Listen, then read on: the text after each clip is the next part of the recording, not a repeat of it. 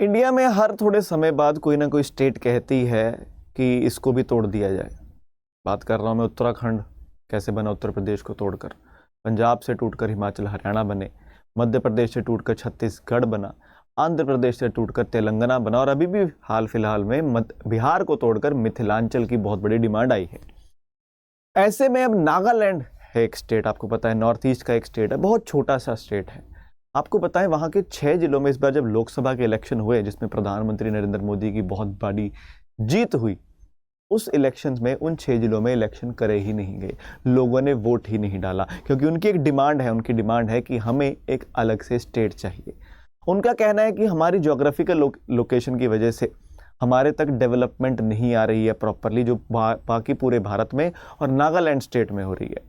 और इस डिमांड को जो नागालैंड का कैबिनेट है उसने भी आगे रखा है सेंट्रल गवर्नमेंट की तरफ कि इसको कंसिडर किया जाए। तो क्या है सारा मामला, उसे इस वीडियो में जानेंगे दोस्तों। उससे पहले सभी को नमस्कार, जय हिंद, स्वागत है आप सभी का करंट अफेयर्स अड्डा 24/7 में। मेरा नाम है गगन। तो दोस्तों नागालैंड कैबिनेट ने अपनी पहली मीटिंग हुई जब साल की, तो यूनियन होम मिनिस्ट्री ने दोस्तों एक प्रोटेक्टेड एरिया रिजीम बोला था। ये 15 साल पहले हुआ करता था नागालैंड के अंदर, लेकिन जब ये पता लगा कि भैया वहाँ तो इलेक्शन भी नहीं हुए, मतलब कि लोग तो गुस्सा है वहाँ पर, तो इन्होंने बोला कि तुमको हम कुछ एक्स्ट्रा बेनिफिट्स दे देंगे। प्रोटेक्टेड एरिया रिजीम को हम फिर से लागू कर रहे हैं कि भैया जो आपको स्टेट गवर्नमेंट को जो इम्पैक्ट होता है, आपकी जो सिक्योरिटी पॉलिसीज हैं वो और बेहतर हो जाएंगी।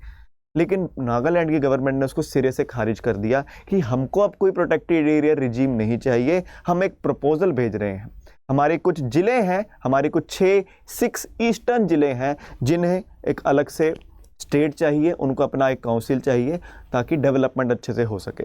तो नागालैंड कैबिनेट ने डिस्कस करी है डिमांड। फ्रंटियर नागालैंड टेरिटरी का नाम दिया जा रहा है, frontier Nagaland territory authority for 6 eastern districts. कौन कौन सी हैं? लोंगलेंग है, तोएनसांग है, मौन है, नोकलाक है, शामाटोर है और किफिरे है।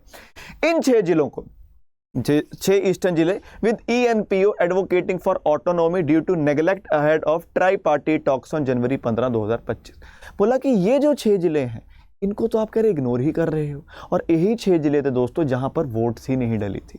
तो इसी के लिए कि यार देखो कोई एरिया है, अगर हम देख रहे हैं कि बात करते हैं कि भैया बुलेट ट्रेन आ रही है, दुनिया का सबसे बड़ा स्टेडियम वहां पर बन गया है, ठीक है, काफ़ी सारी अलग अलग डेवलपमेंट हो रही है। तमिलनाडु में भैया ग्लास के ब्रिज बनाए जा रहे हैं, ठीक है, 22 किलोमीटर का पुल बन रहा है, कहाँ पर? सी के ऊपर, अटल सेतु।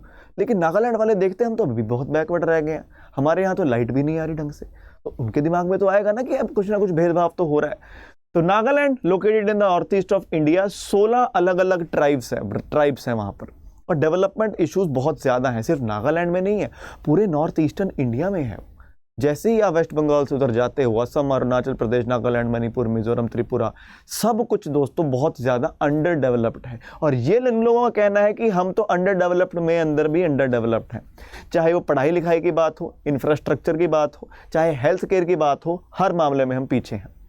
तो ENPO की demand, the ENPO demands either the creation of a separate state frontier Nagaland. ये या तो कह रहे हैं कि नागालैंड को भी तोड़कर एक तो आप फ्रंटियर नागालैंड बना दो, या तो ये, या फिर हमको ऑटोनॉमी दे दो, जैसे कि और greater autonomy under provisions like article 371A of the Indian constitution.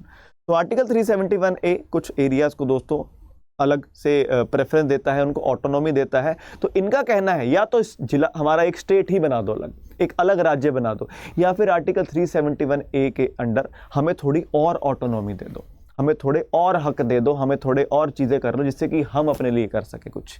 Development तो सबको चाहिए ना यार, किसको नहीं चाहिए डेवलपमेंट।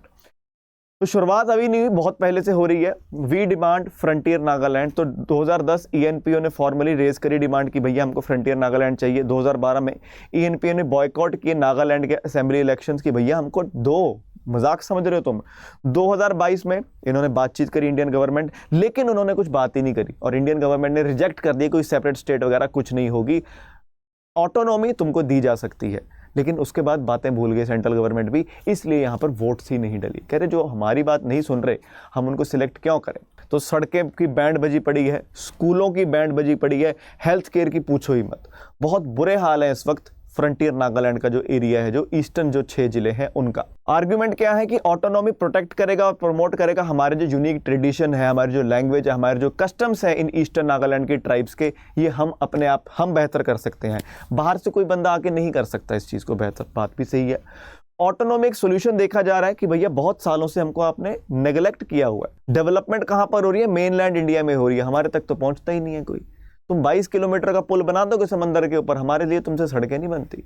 कांच के पुल बन रहे हैं दोस्तों तमिलनाडु जैसी स्टेट में, हमारे तो दोस्तों लकड़ी का पुल भी नहीं है। तो ऐसी चीजें, तो ग्रेटर ऑटोनॉमी अलाउ करेगा लोकलाइज डिसीजन मेकिंग, वहीं पर जो लोग हैं सही डिसीजन ले सकेंगे, ठीक है। रिसोर्सेज का बढ़िया इस्तेमाल हो सकेगा और जो ईस्टर्न नागालैंड की डेवलपमेंट की जो दिक्कतें हैं उन्हें खत्म हो सकेगा। तो development of division of Nagaland, political instability होगी। कोई भी स्टेट अगर टूटती है तो पॉलिटिकल इंस्टेबिलिटी होती ही है।